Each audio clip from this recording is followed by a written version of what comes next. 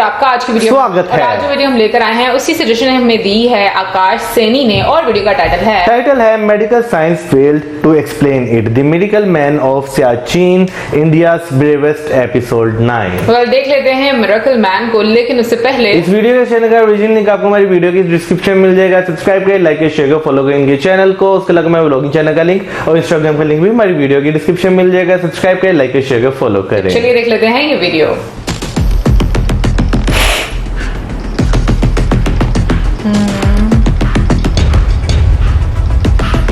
हर सुबह की तरह आज की सुबह भी इंडियन आर्मी के chief general Dalbir Singh jogging पर जाने की तैयारी कर रहे हैं, लेकिन इससे पहले कि वो अपने घर से बाहर निकल पाते उनके घर का लैंडलाइन फोन बजना शुरू कर देता है। इतनी सुबह सुबह फोन की घंटी सुन जनरल दलबीर सिंह का दिल कुछ बैठ सा जाता है।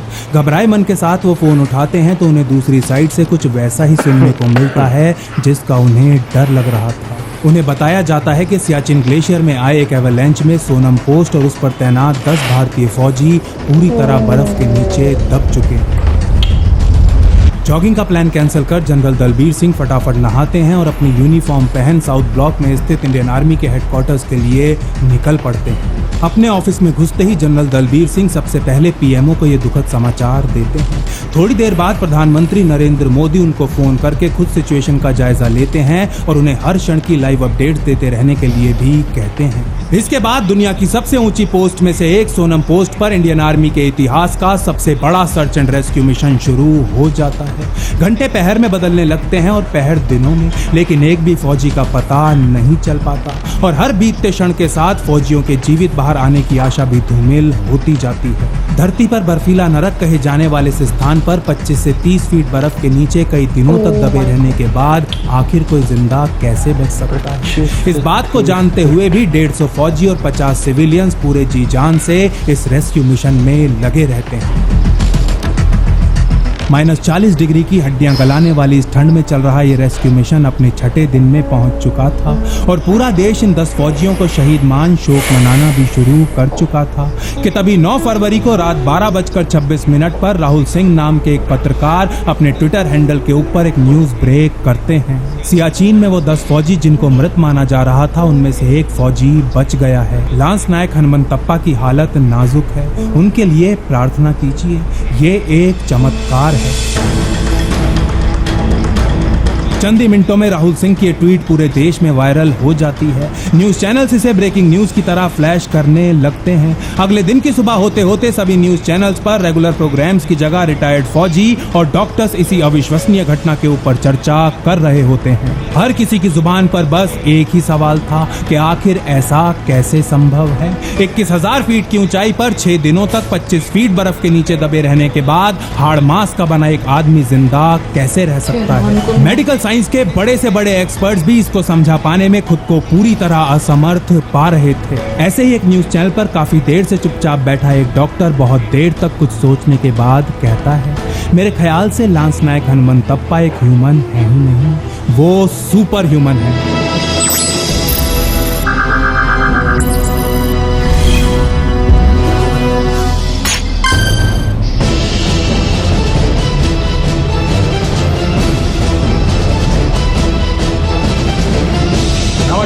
जय मां भारत। सियाचिन ग्लेशियर ये एक ऐसा नाम है जो हमें कभी कभार चीन की वजह से सुनने को मिलता है या फिर एवलांचेस यानी कि हिमस्खलनों में वीर गति को प्राप्त होने वाले हमारे फौजियों की वजह से। इसके अलावा एक आम भारतीय को इस बात का जरा सा भी आइडिया नहीं है कि इस प्रकार के अत्यंत प्रतिकूल वातावरण में जीवन यापन करना, सरवाइव करना कितना ज्यादा मुश्किल काम है। कोई कारण तो होगा ही कि दुनिया ने सियाचिन को फ्रोजन हेल यानी कि बर्फीले नरक की संज्ञा दी हुई है। सियाचिन में तैनात होने वाले फौजियों को युद्ध कला में तो पारंगत होना ही पड़ता है, लेकिन इसके साथ साथ ऐसे जटिल और कुटिल वातावरण में खुद को जीवित कैसे रखा जाए, ऑपरेट कैसे किया जाए, इसकी भी ट्रेनिंग लेनी पड़ती है। इस बहुत ही कठोर फिजिकल ट्रेनिंग के साथ साथ सियाचिन जाने से पहले हर फौजी को मानसिक तौर पर भी ट्रेन किया जाता है, जिससे कि वो इस प्रकार की ऊंचाई पर ऑक्सीजन के अभाव में अपना मानसिक संतुलन बनाए रख सके। लेकिन सारी ट्रेनिंग और मोटिवेशन के बावजूद भी सियाचिन में कई चीजें ऐसी हैं जो मनुष्य के कंट्रोल से पूरी तरह बाहर है। 20 से 21,000 फीट ऊंचाई वाला ये दुनिया का सबसे ऊंचा फौजी क्षेत्र, जहां तापमान -40 से लेकर -70 डिग्री तक जाता है। यहाँ फौजी का सबसे बड़ा दुश्मन है यहाँ का मौसम। यहाँ तैनात होने वाले एक भारतीय फौजी को दुश्मन से उतना खतरा नहीं होता जितना कि यहाँ के मौसम से होता है। यदि भी हाल ही में चीन के साथ हुई झड़पों को निकाल दें तो 1984 से लेकर आज तक दुश्मन की फायरिंग में तो एक भी भारतीय फौजी की जान नहीं गई है। लेकिन यहाँ आने वाले एवलांचेस न जाने कितने माँ भारती के लालों को लील चुके हैं। क्या आप जानते हैं कि पिछले 10 सालों में सियाचिन में 300 भारतीय फौजी वीर गति को प्राप्त हो चुके हैं और ये सभी जाने एवलांचेस ने ली हैं। जब भी हम इन एवलांचेस में भारतीय फौजियों के वीर गति की खबरें सुनते हैं तो हम शोक तो बहुत ज्यादा मनाते हैं और सोशल मीडिया के ऊपर भी अपनी उंगलियां बहुत ज्यादा चलाते हैं। लेकिन इसमें हमारा कितना बड़ा हाथ है, क्या हम इसको समझते हैं? हमारा तेजी से बदल रहा लाइफस्टाइल सियाचिन में खड़े हमारे फौजियों की जान को कैसे खतरे में डालता है, क्या हमने कभी इसको समझने का प्रयास किया भी है? वो हर प्लास्टिक बैग जो हम यूं ही बिना सोचे समझे इस्तेमाल कर लेते हैं, वो हर एक्स्ट्रा एयर कंडीशनर जो हम थोड़ी सी गर्मी लगने पर अपने घरों और ऑफिसेज में लगवा लेते हैं, वो हर एक्स्ट्रा किलोमीटर जो हम यूं ही मौसम का मजा लेने के लिए अपनी गाड़ी चला लेते हैं, ये सब चीजें सियाचिन में हमारी ही रक्षा करने के लिए खड़े एक फौजी की जान को खतरे में डालती हैं। ग्लोबल वार्मिंग और क्लाइमेट चेंज के चलते पिछले कुछ दशकों में सियाचिन की कई पोस्ट कब्रिस्तान बन चुकी हैं। कब्रिस्तान जहां हमारे फौजी पलक झपकते ही हजारों किलो बर्फ के नीचे दब जाते हैं। आज की यह अविश्वसनीय कहानी भी ऐसी ही एक पोस्ट की है।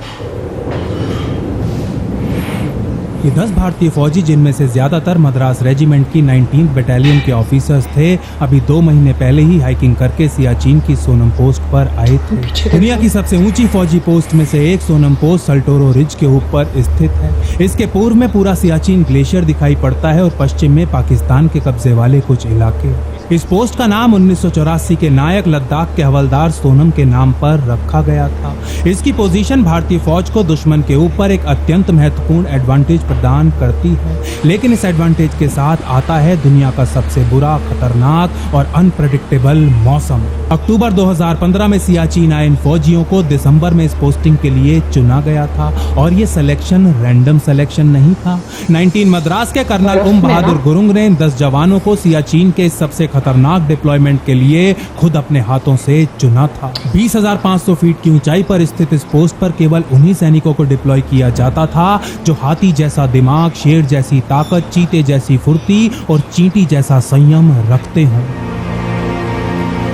2 फरवरी 2016 के दिन सोनम पोस्ट पर तैनात इन 10 सैनिकों में से कुछ तो गार्ड ड्यूटी पर थे और कुछ अपने टेंट्स के अंदर आराम कर रहे थे। मौसम एकदम शांत था, ना ही हवा तेज चल रही थी और ना ही बर्फीला तूफान आने के कोई आसार लग रहे थे कि अचानक इन फौजियों के ऊपर स्थित चोटी से एक विशालकाय बर्फ का टुकड़ा टूटता है और पलक झपकते ही इनकी पोस्ट को पूरी तरह निगल जाता है। कुछ सेकंड पहले आराम से बैठे लेकिन अब हजारों किलो बर्फ के नीचे दब चुके इन सैनिकों के नाम थे सिपाही सुनील सूर्यवंशी, सूबेदार नागेश टीटी, हवलदार एलुमलाई SM, लांस हवलदार S कुमार, लांस नायक सुदीश B, सिपाही महेश PN, सिपाही गणेशन G, सिपाही राममूर्ति N, सिपाही मुश्ताक अहमद और लांस नायक हनुमंतप्पा कोपड़।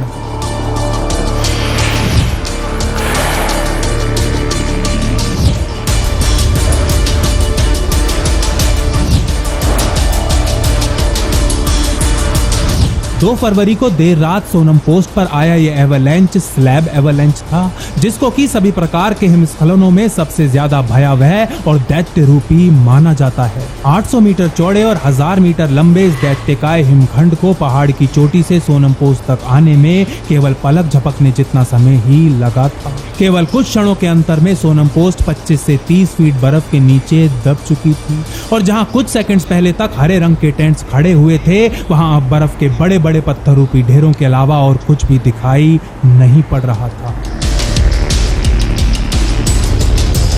सोनम पोस्ट से थोड़ा नीचे एक लोकेशन पर तैनात एक company commander major Vipin Kumar को हर रोज सुबह ठीक 4 बजे सोनम पोस्ट से रिपोर्ट मिला करती थी, लेकिन आज की सुबह उन्हें अपने रेडियो पर कुछ भी सुनाई नहीं पड़ता।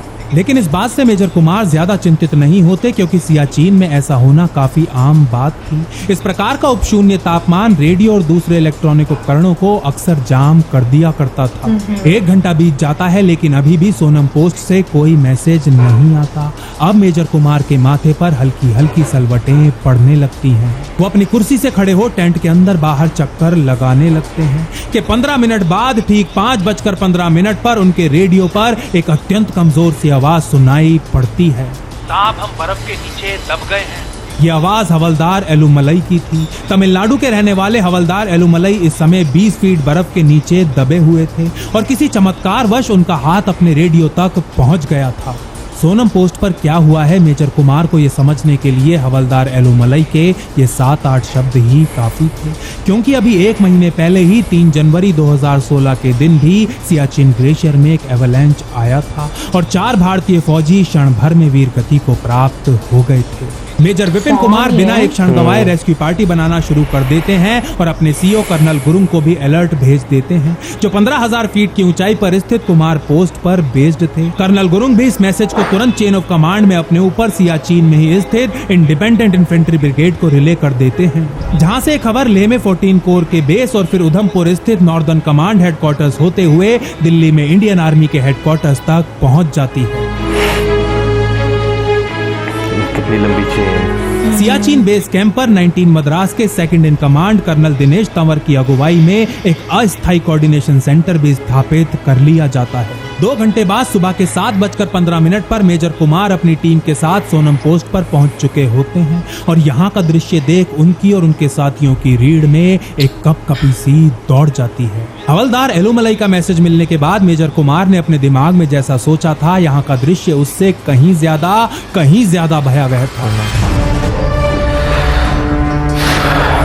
जल्द ही इंडियन आर्मी के हेलीकॉप्टर्स दुनिया के सबसे ऊंचे हेलीपैड के ऊपर एक एक करके उतरने लगते हैं। इंडियन आर्मी एविएशन कोर के ये हेलीकॉप्टर्स और कई फौजियों को सोनम पोस्ट पर पहुंचा रहे थे, जिनमें डॉक्टर्स और आर्मी के श्रेष्ठ पर्वतारोही भी शामिल थे। सैनिकों के साथ साथ मेटल डिटेक्टर्स, खुदाई करने वाले उपकरण और एवलांच रेस्क्यू के लिए स्पेशली ट्रेन डॉग्स को भी यहाँ पर लाया जाता है। 3 फरवरी की दोपहर होने से पहले 50 फौजियों की एक रेस्क्यू टीम सोनम पोस्ट के ऊपर पूरी तरह तैयार खड़ी होती है। वो सोनम पोस्ट जिसकी क्षमता केवल 10 आदमियों की थी, उसके ऊपर इस समय 50 फौजियों की एक टीम खड़ी हुई थी और इनको कब तक यहाँ रहना पड़ेगा, इसका अंदाजा लगा पाना भी इस समय असंभव था।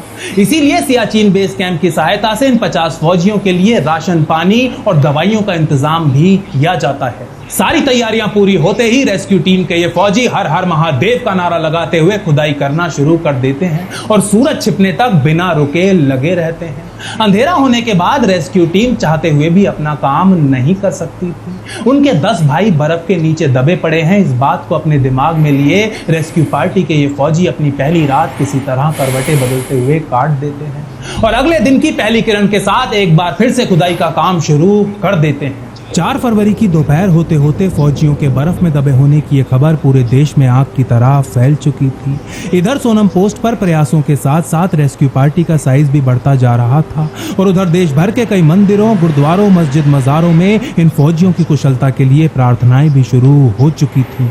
पूरा देश इन फौजियों के लिए मंगल कामना करने में लगा हुआ था कि 4 फरवरी को दोपहर बाद दूसरा चमत्कार होता है। रेस्क्यू पार्टी में काम कर रहे एक सैनिक के रेडियो पर अचानक एक कटी कटी सी आवाज सुनाई पड़ती है। यह आवाज बर्फ के नीचे दबे पड़े सिपाही राममूर्ति की थी। हवलदार एलुमलई की ही तरह सिपाही राममूर्ति भी तमिलनाडु के रहने वाले थे और ये भी किसी तरह बर्फ के अंदर रेडियो से संपर्क साधने में सफल हो गए थे।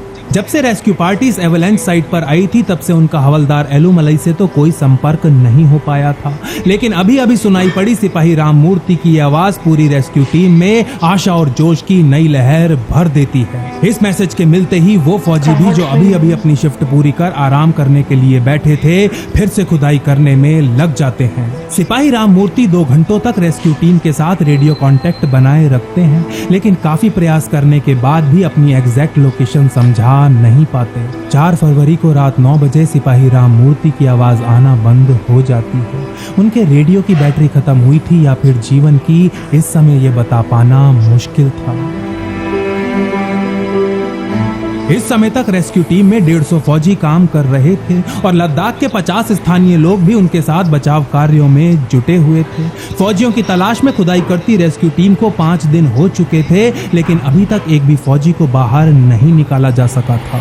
इस समय तक रेस्क्यू टीम बर्फ में 40 फीट गहरी 3 सुरंगें बना चुकी थी, लेकिन इनमें से एक भी सुरंग दबे हुए फौजियों तक नहीं पहुंच पाई थी।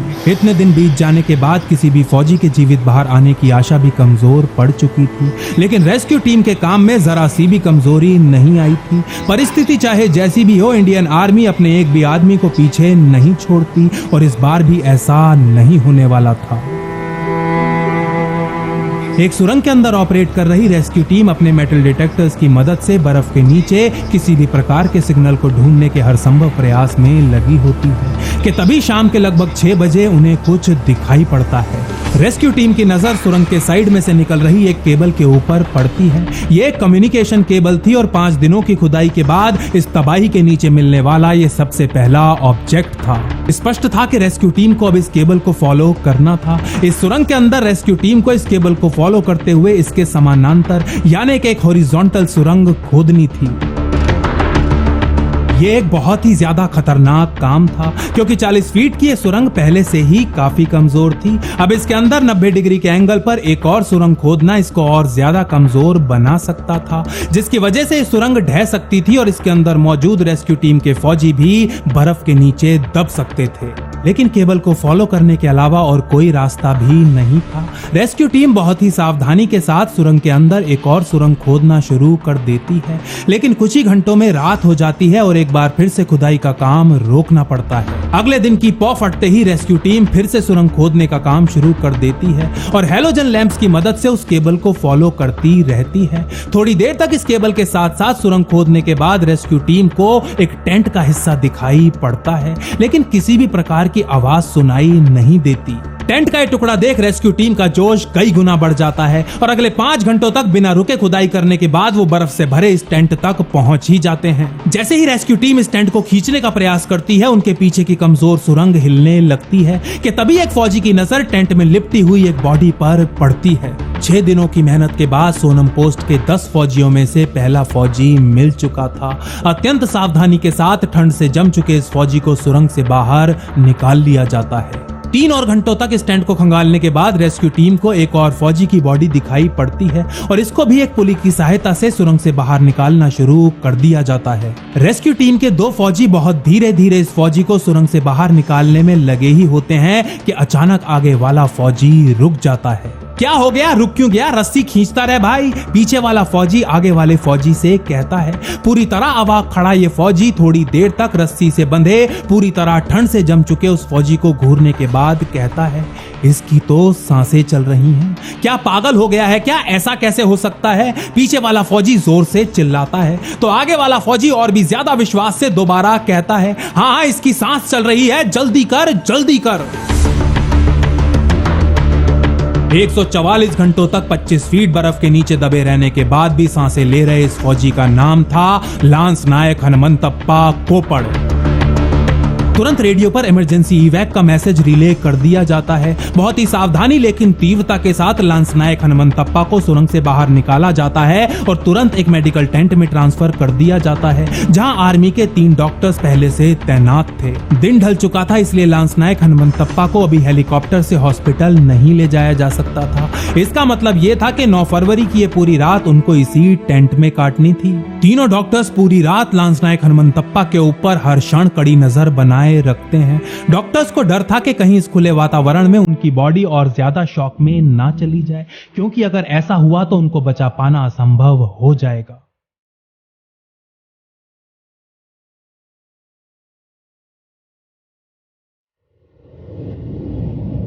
आधी रात होते होते लांस नायक हनुमंतप्पा के जिंदा बचने की खबर सोशल मीडिया पर वायरल हो जाती है। अगले दिन देश के सभी न्यूज चैनल्स पर यह सबसे बड़ी ब्रेकिंग न्यूज होती है और इंटरनेट लांस नायक हनुमंतप्पा को मिरेकल मैन और सियाचिन हीरो जैसी संज्ञाएं देने लगता है। एक फौजी जो कर्नाटक के धारवाड़ का रहने वाला था, इलाका जहां तापमान कभी भी 20 डिग्री से नीचे नहीं जाता, ऐसे इलाके का रहने वाला फौजी खून जमाने वाली ठंड को मात दे सांसें ले रहा था। इसे चमत्कार के अलावा और क्या कहा जा सकता था।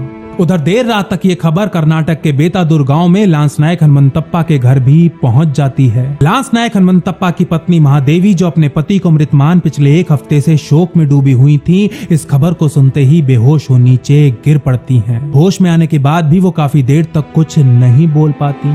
थोड़ी देर तक सदमे में रहने के बाद महादेवी अपनी बेटी नेत्रा को गोदी में उठा अपनी छाती से लगा लेती हैं और पूरी रात भगवान की मूर्ति के सामने प्रार्थना करते हुए गुजार देती हैं।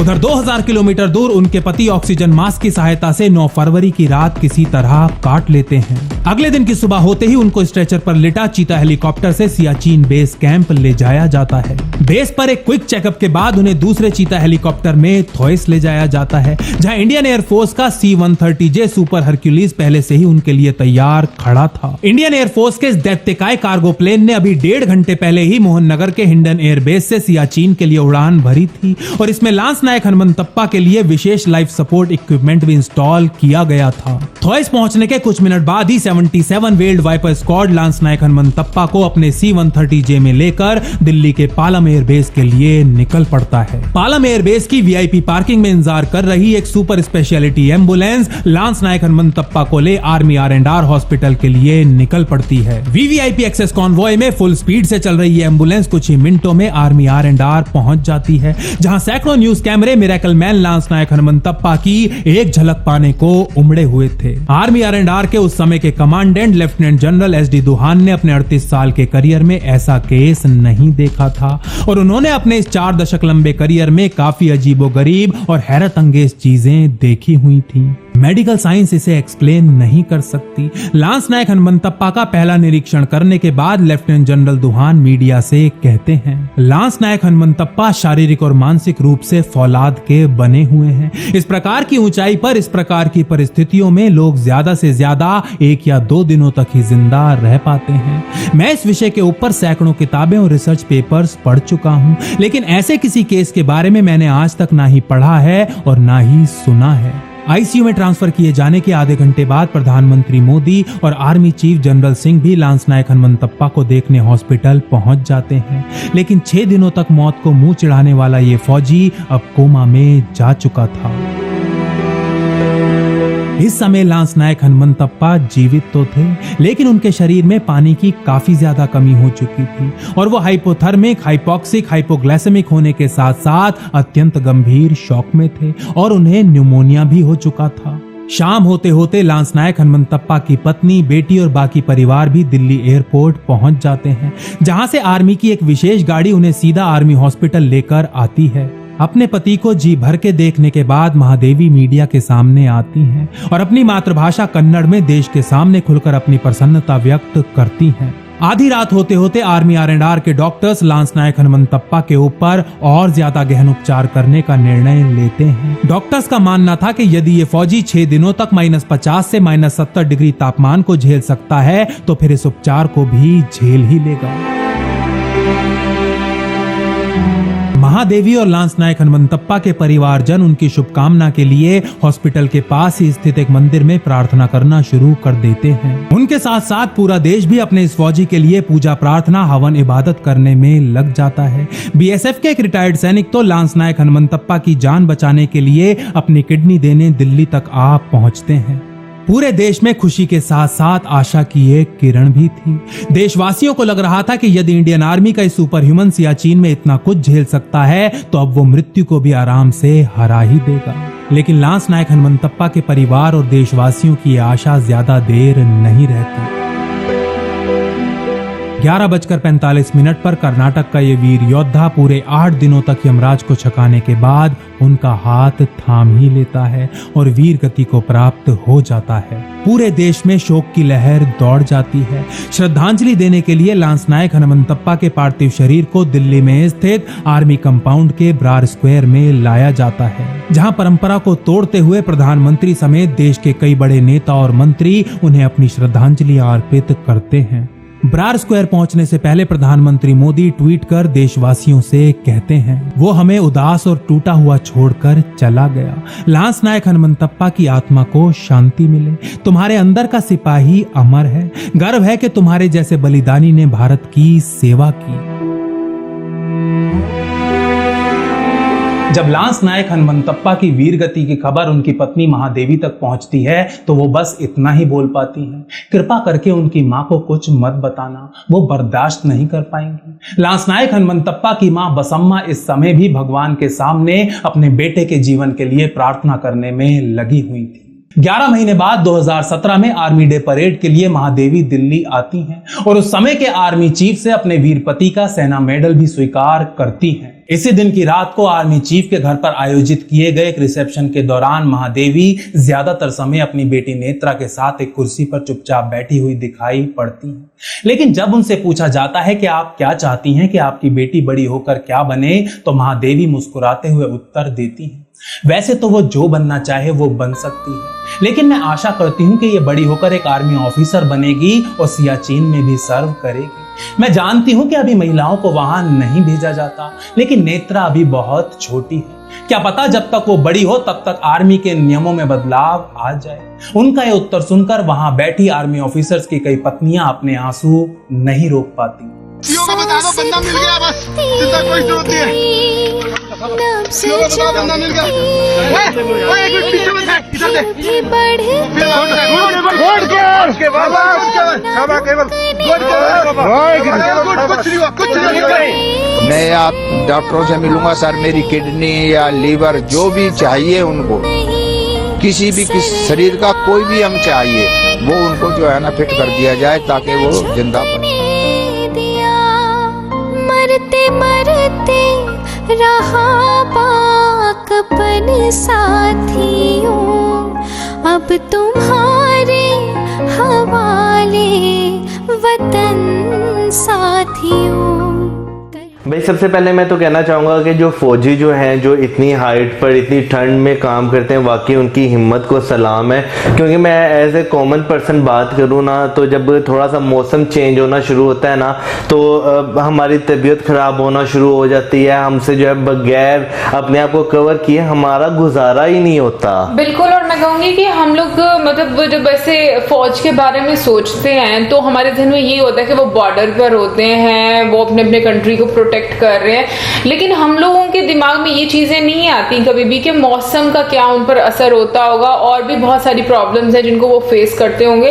लेकिन आज जो हम लोगों ने वीडियो में देखा, ये वाकई में बहुत ही, मैं कहूंगी कि एक ऐसी चीज है जिसको आप रोक नहीं सकते, यानी कि मतलब जैसे हाँ कुदरती एक मैं कहूंगी कि आफत होती है ये, कि मतलब जिस तरीके से बर्फ का मैं कहूंगी कि तूफान था वो कि नीचे आया और इतने सारे लोग उसके नीचे दब जाते हैं, और मतलब सीरियसली बहुत बहुत मैं कहती हूँ कि दुखी कर देने वाली एक मैं कहूँगी कि आज की वीडियो थी। मैं अगर यहाँ पे कहूँ ना कि जैसे हम तूफान की बात करें ना, तो हमारे शहरों में जब तूफान आते हैं तो हम लोग तो उसी से डर जाते हैं। अभी रिसेंटली अगर मैं बात करूँ तो मुल्तान में जो है रेत का तूफान आया था, और वो इस तरह, क्योंकि मैंने वीडियो क्लिप्स देखे थे उसके, तो इस तरह था कि आगे से कुछ नजर नहीं था रहा, बस आपको ये है कि भाई कोई चीज चलती हुई आपकी तरफ आ रही है। तो ये चीजें ऐसी होती है कि इंसान के ना रोंगटे खड़े कर देती है। सियाचिन के इलाके की बात की जाए तो वहां पर जो है बहुत सारे फौजी जो हैं वो शहीद होते हैं। अभी जैसे वीडियो में भी बताया गया कि कुछ ही अरसे में वहां पे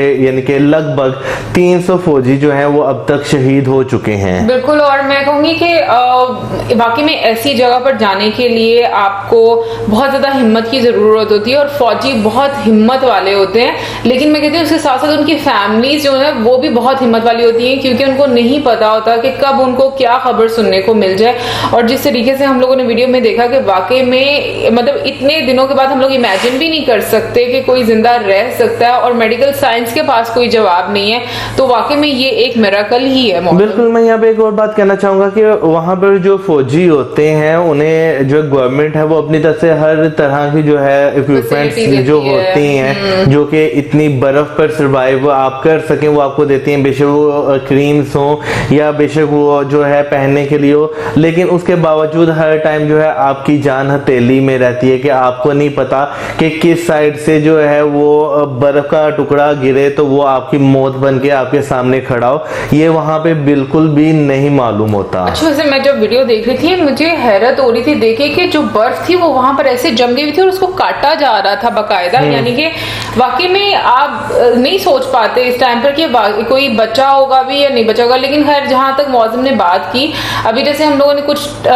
महीने पहले ही एक वीडियो देखी थी जो कि लद्दाख से रिलेटेड थी और वहां पर जो 3 इडियट्स का जो कैरेक्टर है, जो रियल कैरेक्टर, उन्होंने एक टेंट बनाया था, रिमेम्बर, जो कि इसी वेदर से जूझने के लिए बनाया गया है कि अगर इतना ज्यादा माइनस में टेम्परेचर हो तो जो फौजी हैं वो आराम से अंदर रह सकें, तो अंदर का तापमान है वो लेकिन बात यहाँ पर बस ये मैं कहना चाहती हूँ कि इन चीजों की फैसिलिटी तो दे सकते हैं, लेकिन ये है कि जैसे अगर कोई अभी जैसे बर्फ नीचे आई है उसकी रोकथाम के लिए तो आप कुछ नहीं कर पाते। वही मैं बात करता, अगर उन टेंट्स की भी बात की जाए तो वो भी सिर्फ इसलिए कि आपका जो एक टेम्परेचर है वो उसे थोड़ा नॉर्मल कर सके, लेकिन अगर बात की जाए ये जो एक तरह से जो बर्फ आती है एकदम ही जो आ जाती है उसे रोकने के लिए भी कोई एक प्रॉपर चीज होनी चाहिए। बिल्कुल। अच्छा, मैं से जिनका मैं नाम लेना चाह रही थी, सोनम वांगडू नाम था उनका, तो उनकी मैं बात कर रही थी, लेकिन ये कि जिस तरीके से फिर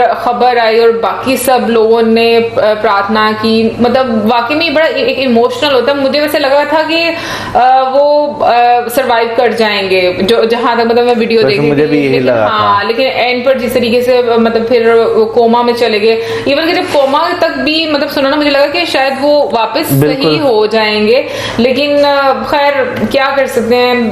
बट ये कि मुझे काफी ज्यादा ये एक इमोशनल और मैं कहूंगी कि दुखी लगा, बट फिर भी मैं कहूंगी कि वाकई में सलाम है उन सब फौजियों को जो इतनी हिम्मत रखते हैं और जो अपने आप को पीछे रख के हम सब लोगों के लिए मैं कहूंगी कि इतना खड़े रहते हैं बॉर्डर्स पर हमारी सेफ्टी के लिए। आई मीन मैं कहूंगी कि हमारे पास शायद उनके लिए वर्ड्स नहीं होते, क्योंकि वो भी किसी के भाई हैं, बेटे हैं, बाप हैं, हस्बैंड हैं, तो बहुत सारे रिश्ते होते हैं एक फौजी के साथ जुड़े हुए। तो मुझे लगता है कि सीरियसली इन रियल लाइफ में जो उनके घर वाले हैं ना, अब मुझे नहीं पता कि वो लोग किस तरीके से इन चीज़ों को फेस करते हैं, बट खैर एक फौजी इतना बहादुर होता है तो मुझे लगता है कि शायद उनके जो घर वाले होते हैं ना वो भी उतने ही बहादुर होते हैं। जैसे वीडियो के लास्ट में उनकी वाइफ ने अपनी बेटी के लिए ख्वाहिश जाहिर की, तो हो सकता है आने वाले टाइम में ऐसी अमेंडमेंट्स हों और उनकी बेटी को भी मौका दिया जाए।